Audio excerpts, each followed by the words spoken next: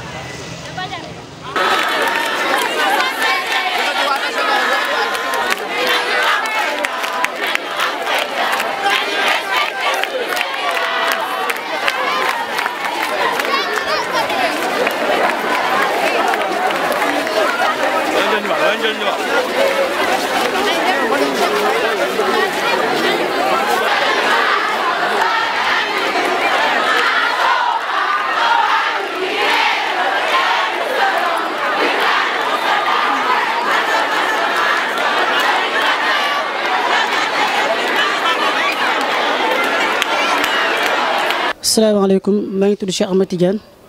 nekk élève en classe de terminale S1 bon leen rek moo waroon suñu mën naa sama collègue wax na lépp résumé na lépp en français bon leen rek lañ amoon lu ñu wax mooy que ni suñu grève yi bon dañ si sonn quoi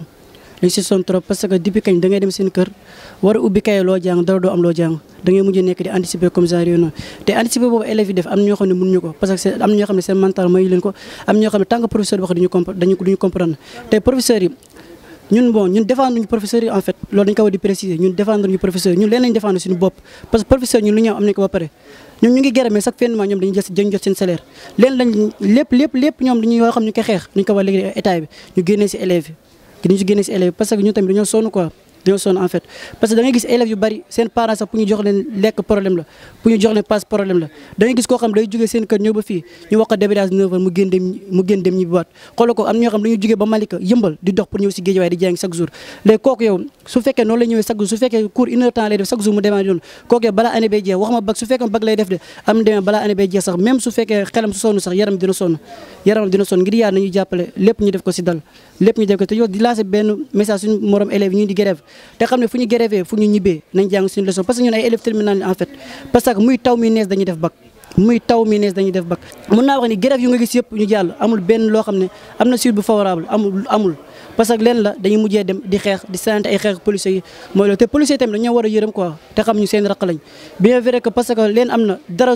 acte terrorisme su fi amoon nekkul ñooy génn en fait dem xeex ñoom ñooy génn jàkkaarloo gars yi di xeex kon ñun dañu leen war a jox respect mais ñoo tamit respect boobu ñoo tamit ni ñu ko war a delloo nit di grève élève benn élève sànniwu xeer kenn deful dara nga jëbi saak dóor lacrymogène mel ne ku yor ay nag wala ay xar yoo xam ne mooy loolu ay mag lañ ñu seen doom lañ seen raq lañ leen am na quoi xaw ma état bi dañoo rëy xaw ma dañoo amul ay organe de sens xaw ma lu mu mën demee noonu parce que ñaata jour élèves yaa ngi grève doogoo mu ko jógee sax si ministre nu tudd de l'éducation amul sax fu mu tax a wax kon xam na ne ñu ngi grève kon lu tax mu defal communiqué di naan ay avancé nañu compo kon moom xam na lu xew kon lu tax lu mu bon mu génn même su fekkee 2 minutes sax mu wax ak nit ñi mu abaissé nit ñi mais taxut nekk su ruq di lekk say soos ak nit ñi fii di lekk ay mbaxal ak fii am ñoo xam ñoom dañoo war a respecter en fait dañoo war a respecter en fait du ñu nekk fii gis nga mami di wax ak yow maa ngi jàng normal instant laa nekk am naa tonne exercice yu moo def am tonne leçon yu ma war a jàng mais doo gis des fois da ngay dem suñu kër nga daje sarak nga ne ko ana leçon yoo ne jàng mu ne ma tey bindu ma leçon heure boo ñëw mu la bindu ma leçon da ngay yow nga am leçon yoo def sarak amul lu mu jàng am yoo xam ne da ngay dem ba doo ko mën a gérer quoi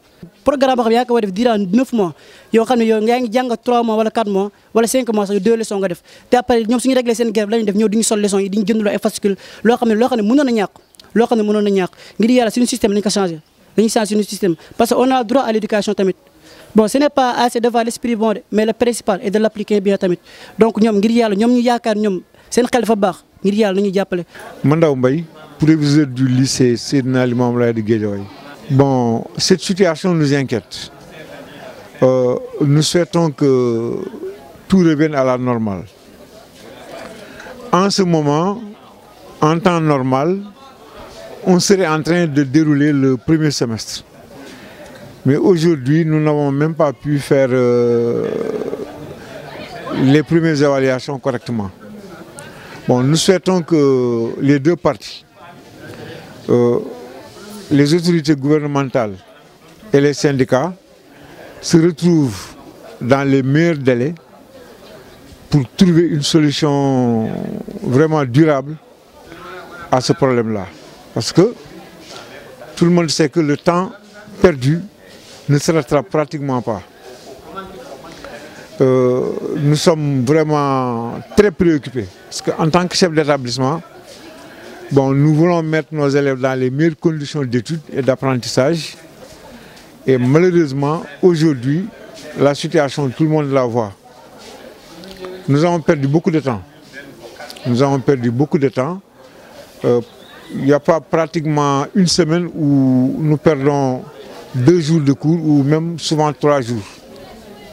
Donc nous lançons un appel aux différentes parties pour que chacune de ces deux parties-là fasse un pas vers l'autre.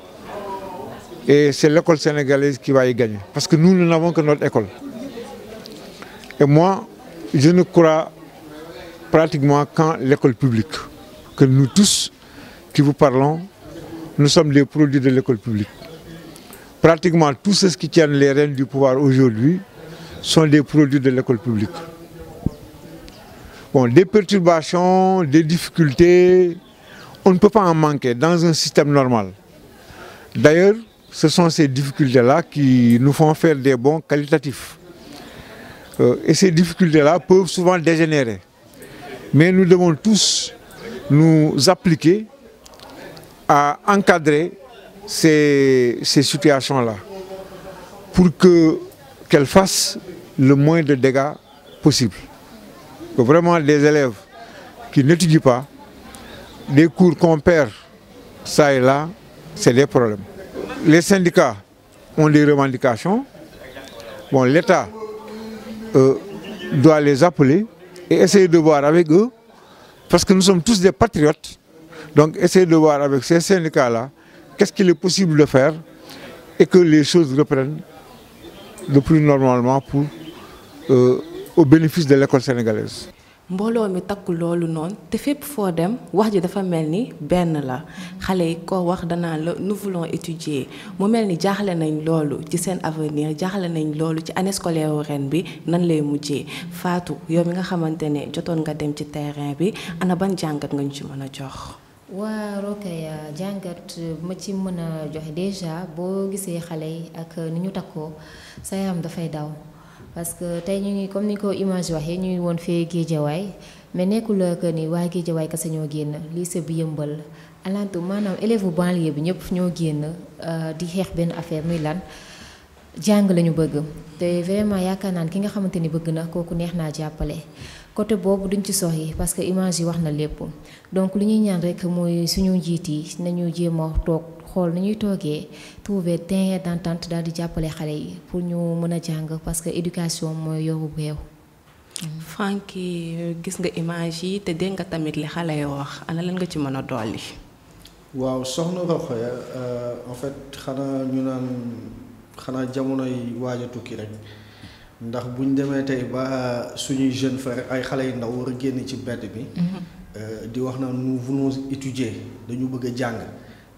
donc ñu xam ni réew mi fi mu toll métti na trop léegi nag mënuñu lu dul jàppale leen rek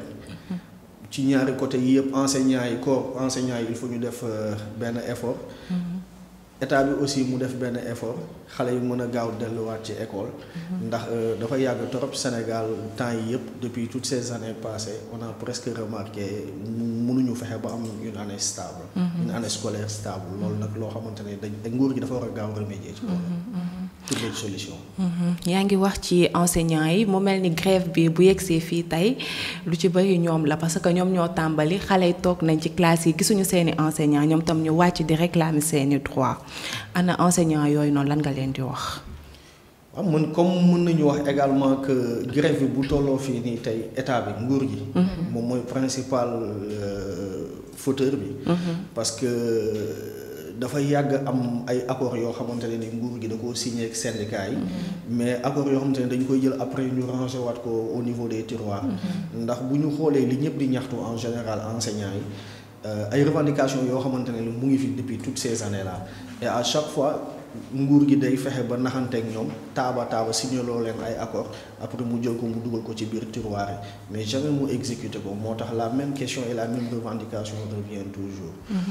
Donc bu ñu dégager responsabilité état bi d'abord en premier lieu ensuite mën nañu ñëw aussi ci côté enseignants yi aussi ñoom it ñu xam ni njàng c'est un droit. te ñoom dañu am devoir aussi envers les populations surtout envers les écoliers. mooy seeni devoir mooy au-delà de leurs droits dañu war a fexe ba xale yi ñu jàng. parce que c'est un devoir quoi. C'est un devoir Fatou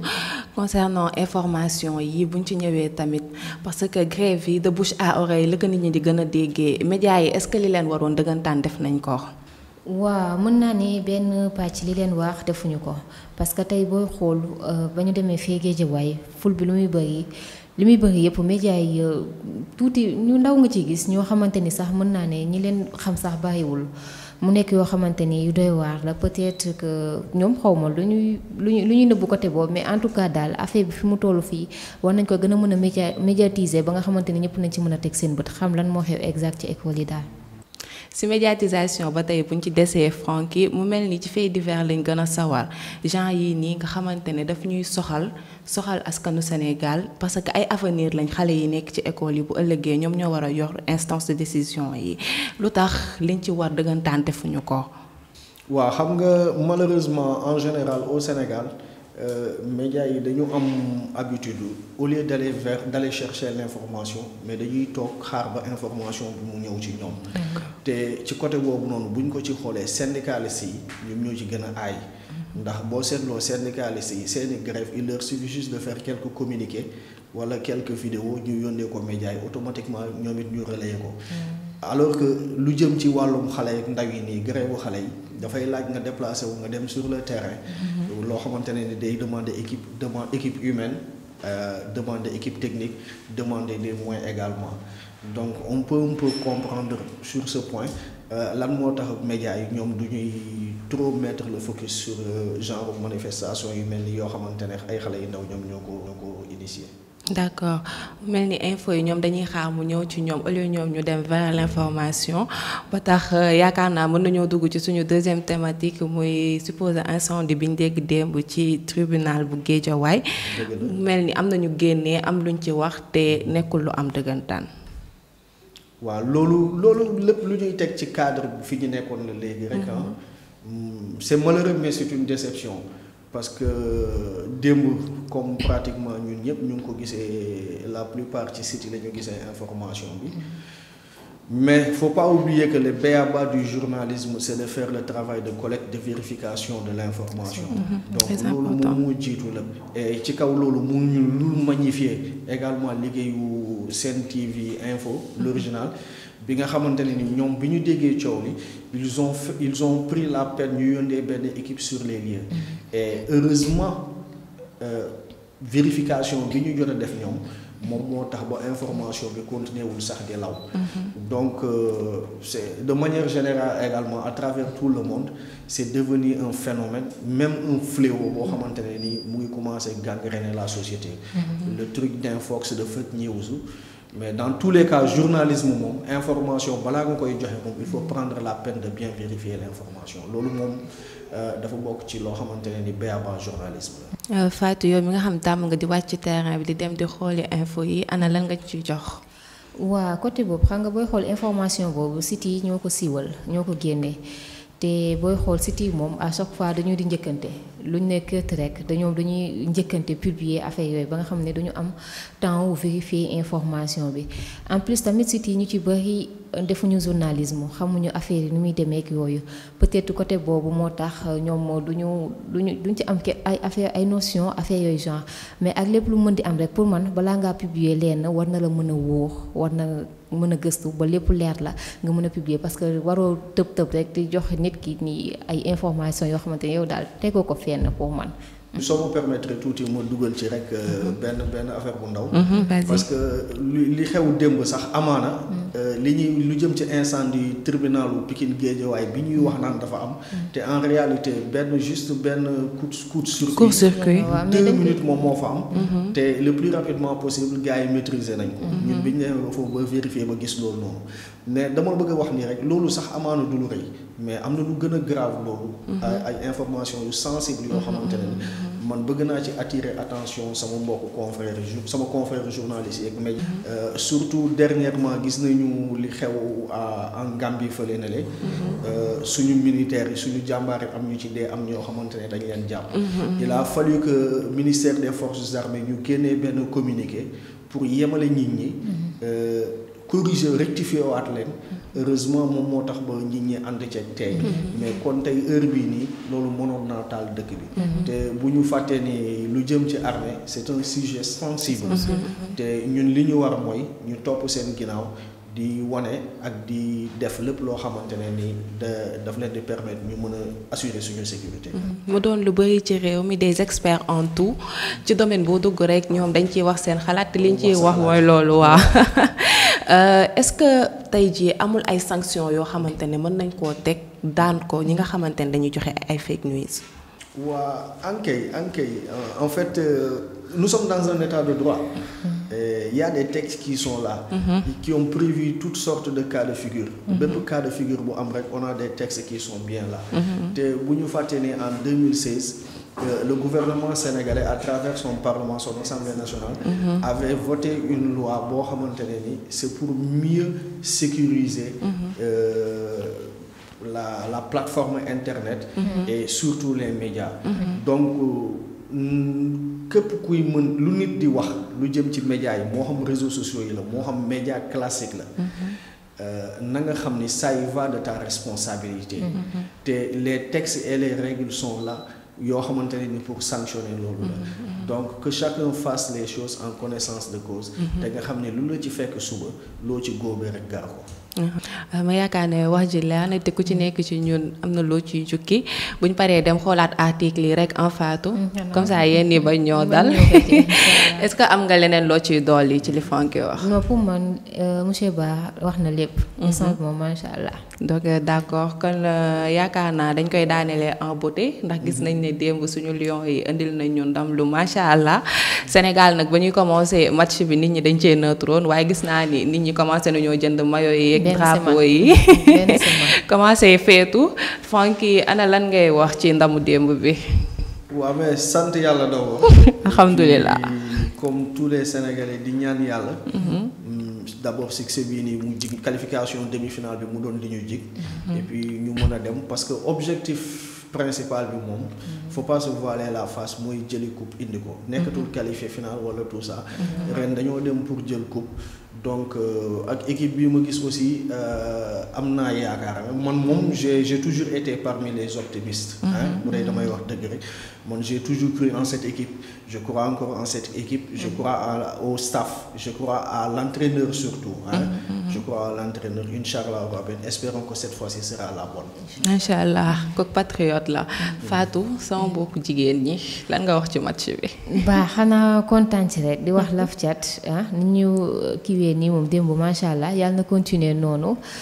ñu gën a tamit déggoo ci seen biir comme démb moom ñëpp a kontaan démb moom kenn amut loo wax macha allah yàlla na continuer cat bam ñoo topp ñu indi ko bi parce que instant loolu lañ soxla moom. bu ko defee rek dañuy tëjee ak ñaari tiis yi nga xam ne wàcc na tey ci réew mi muy demu colonel Malick Cissé ñu koy jaale askanu Sénégal gi yëpp di ko jaale ulema islamique bi di ñaan yàlla suuf sedd lool ci kawam buñ jógee ci moom dem jaale tamit fii ci Kër Massar Nord muy ndaw lool nga xam ne soode woon nañ ko te nekkoon en urgence mu mujjee wuy ji boroomam ñu koy ñaanal yàlla suuf woyof ci kawam di ko jaale askanu Sénégal gi yëpp Franky bàyyi la nga jaale askanu Sénégal. waaw comme ni ko jullit yëpp defee tiis la mënuñu lu dul jaale famille bi ñaanal way dawlu bi yàlla xare ko àjjana. amiin woyofal suuf ci kawam yàggal saraxam ci ay loxo mbokkam. Kër Massar aussi c'est la même chose moom la ñuy def di xale bu ndaw xamul dara innocent ci ay bêtises u mag rek tey mu yóbbee ñu lii nii c'est des choses à regretter et puis ñaanal bépp woy dawlu boo xamante ne mu ngi ci suuf yàlla woyofal suuf ci kawam xare ko àjjana te yéexe ñu amiin amiin Fatou. voilà comme ni ko ñëpp waxee rek ñu leen di jaale bu baax a baax di ñaan fi ñu nekk gënal leen loolu fi ñu jógee yàlla jéggal leen te yaxam leen yàlla nañ ko ci lépp loo xam ne doon nañ ko def daal ci àdduna dama ñëw tamit ci xale bi mu nekk loo xamante ne doy waar la xale boo xamante ne bu tuuti 3 ans kese mu demee nii franchement mu nekk loo xamante ne tey képp ku ko dégg rek am nga ci xol bu nakar yi ba fee jógee la nit ñi am ci xol bu nakar yi ba nii mu mujjee dem mu nekk lu doy waar daal ñii daal lépp lu ñuy def rek war nañ ci mën a ànd ak seen xel te bañ ci di dem ak xol. mu nekk ñu ñaan yàlla rek politique bañ cee tabu. mu am ay sanctions. loolu actuellement askan bi yëpp loolu la ñuy wax. kaawu xale bi c'est un événement vraiment malheureux. très malheureux te yaakaar nañ ne yoon dina def li ci war parce que tamit yàgg na te liñ koy gis dafa bëri liñ koy gis ci Sénégal bëri na te après ci maslaa lay mujjee ñu jàll ci leneen moo tax duñ gëj ci di ko fi gis di jaalewaat bu baax a baax askanu Sénégal gi yëpp kon lii lañ leen indiloon ci seen émission takkusaanu askan wi di leen dig daje beneen yoon ci beneen takkusaan ci beneen thème ak yeneeni confrères ak consoeurs incha allah jàmm ak jàmm.